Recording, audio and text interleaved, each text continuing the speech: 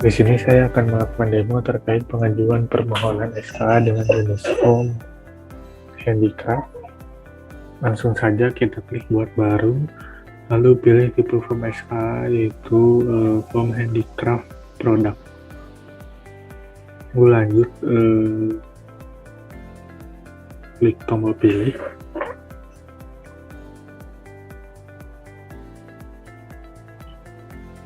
Pertama-tama, eksportir diwajibkan mengisi terlebih dahulu data header, lalu masuk ke pengisian data goods dan tab upload pendukung. Kita coba input data header.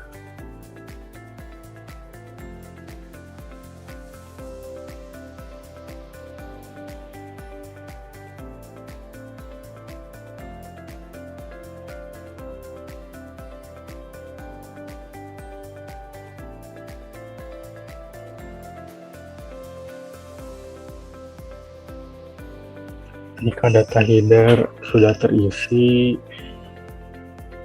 maka silakan disimpan dengan menekan tombol save data.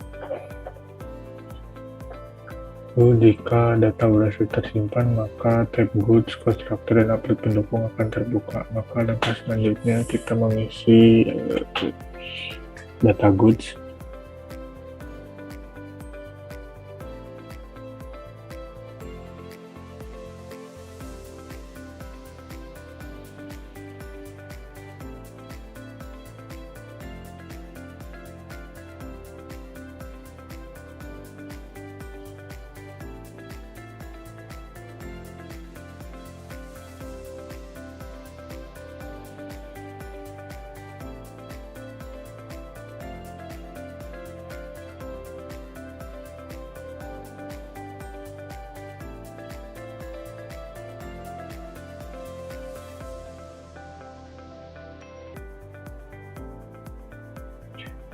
Jika data goods sudah terisi, maka silakan disimpan dengan menekan tombol Save Goods.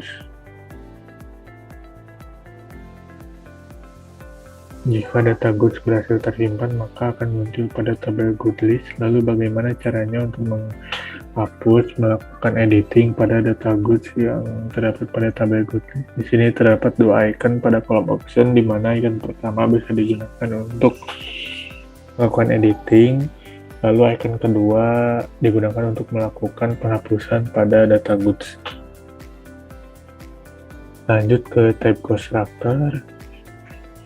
Tab constructor di sini digunakan untuk membuat dokumen constructor yang nantinya akan diupload pada tab upload pendukung.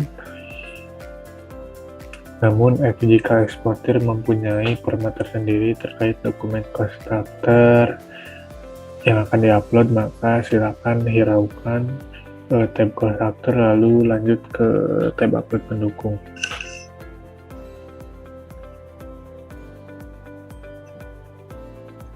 Pada tab upload pendukung di sini terdapat beberapa dokumen yang wajib di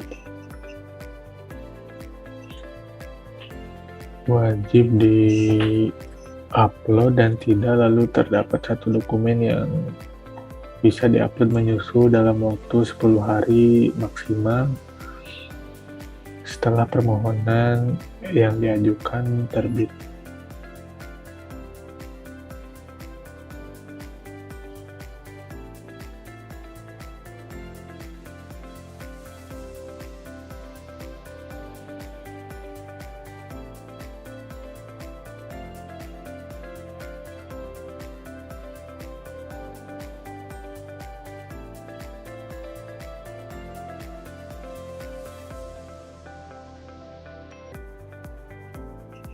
Setelah dokumen berhasil terupload dan data sudah terisi, maka silakan disimpan dengan menekan tombol save data. Terdapat informasi bahwa data berhasil diupload dan informasi terkait nilai FOB pada goods, FOB pada invoice, dan FOB pada PEB. Yang dimana nilai FOB ini akan menjadi acuan IPSCA untuk melakukan approval permohonan yang diajukan. Lanjut close. Kita kembali ke halaman pengajuan dengan menekan tombol back. Di sini terdapat satu jenis form handicraft produk yang baru saja kita input, maka silakan diklik baris permohonan untuk melihat detail data. Jika terdapat beberapa data yang masih belum sesuai atau perlu diperbaiki, silakan disesuaikan dengan menekan icon edit permohonan pada kolom aksi. Namun jika data sudah sesuai dan bisa dikirim ke Yuska, maka silakan dilihat pencetakan terlebih dahulu. Untuk melihat pencetakan terdapat pada kolom aksi dengan icon lihat pencetakan, lalu pilih belangko kosong.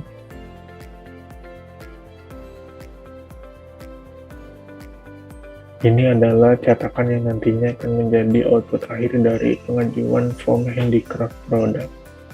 Lalu eksportir, silakan mengecek ulang data pada cetakan ini.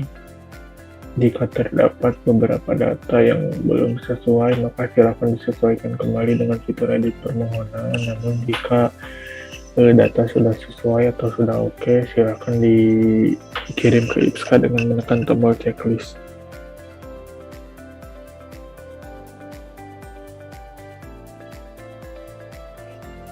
Kita coba kirim permohonan ke IPSKA dengan menekan tombol checklist.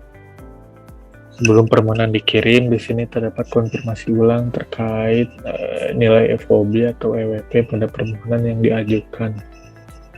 Jika dirasa nilai FOB belum sesuai, maka silakan disesuaikan kembali karena nilai FOB di sini akan menjadi acuan IPSKA untuk melakukan approval pada permohonan yang diajukan. Nilai FOB sudah sesuai, silakan dilanjut. Lalu terdapat konfirmasi data terkait data goods pada permohonan yang diajukan dan terdapat beberapa informasi terkait penginputan serial blanko yang digunakan pada SKA, di mana form handicraft produk ini termasuk jenis form konvensional yang memang diwajibkan menggunakan nomor serial blanko pada permohonan yang diajukan. Kita coba isi dengan serial blanko percobaan, lalu klik kirim ke IPSKA.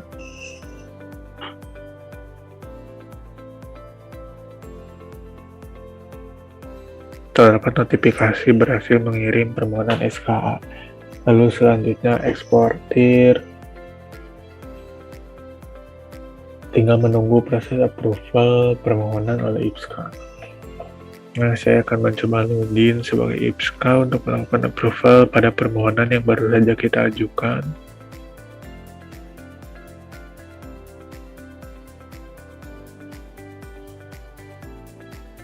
Untuk proses approval terdapat pada menu permohonan SKA, lalu daftar permohonan SKA. Di sini terdapat satu permohonan dengan jenis form handicraft product yang baru saja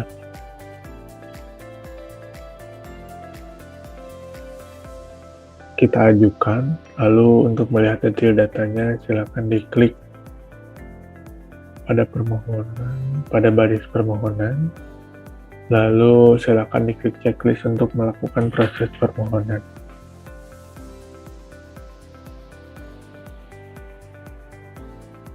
Lalu setelah data berhasil diterima, maka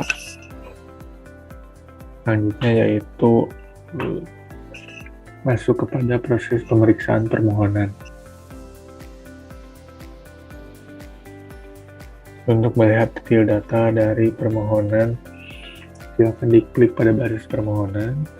Jika dirasa detail data kurang lengkap, maka silakan diklik icon lihat permohonan pada kolom aksi. Di sini terdapat beberapa informasi terkait data header, lalu data goods, data constructor, dan dokumen yang diupload oleh eksportir. Jika terdapat beberapa data yang perlu disesuaikan oleh eksportir, silakan ditolak dengan menekan tombol penolakan. Namun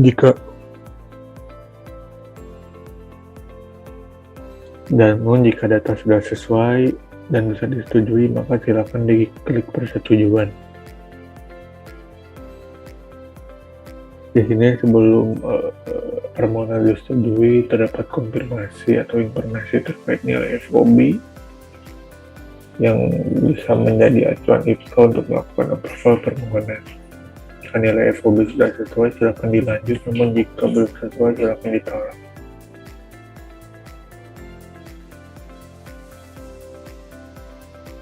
Proses selanjutnya yaitu penomoran nomor SK permohonan, lalu pemberian tanggal SK, di mana tanggal SK di sini bisa diupdate dan disesuaikan oleh IPSKA. Lalu pilih penandatangan dengan pilihan yang sudah tersedia. Jika ketiga inputan sudah terisi, maka silakan disimpan dengan menekan tombol simpan. Belum data disimpan, terdapat konfirmasi ulang terkait data goods pada permohonan yang akan di-approve. Silakan di-approve.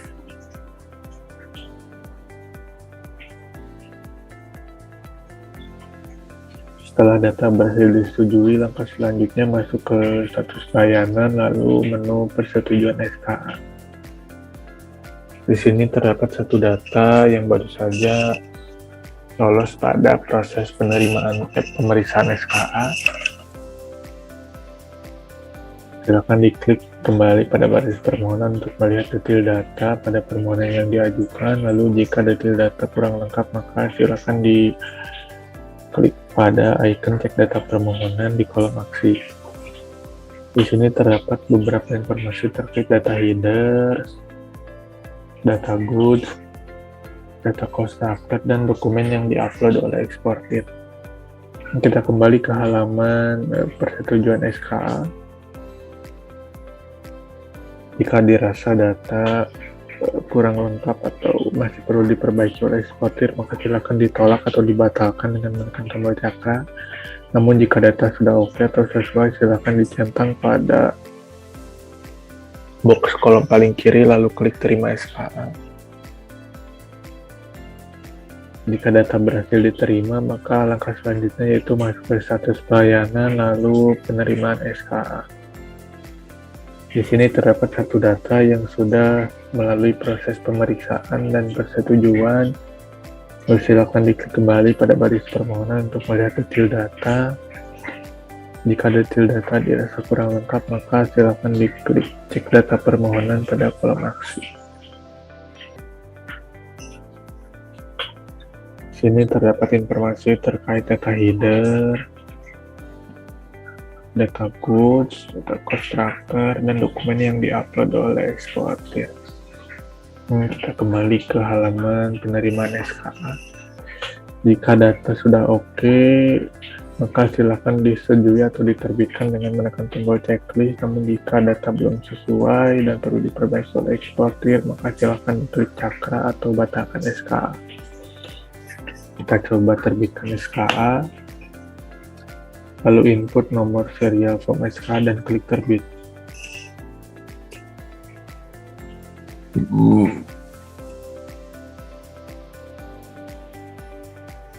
Permohonan berhasil diterbitkan. Lalu selanjutnya kita login sebagai eksportir untuk melihat permohonan yang berhasil di-approve oleh IPSKA. Untuk melihat permohonan yang berhasil di-approve oleh IPSKA terdapat pada menu tracking SKA. Lalu silakan disesuaikan untuk isian tanggal daftar sesuai permohonan yang diajukan. Di sini terdapat satu permohonan dengan jenis form handicraft product yang baru saja diterbitkan oleh IPSKA. Lalu untuk melihat hasil akhir atau output akhir dari pengajuan form handicraft product, bisa diklik pada icon lihat pencetakan yang berada di kolom aksi, pilih belangko kosong. Berikut adalah output akhir dari pengajuan permohonan form handicraft yang bisa digunakan oleh eksportir.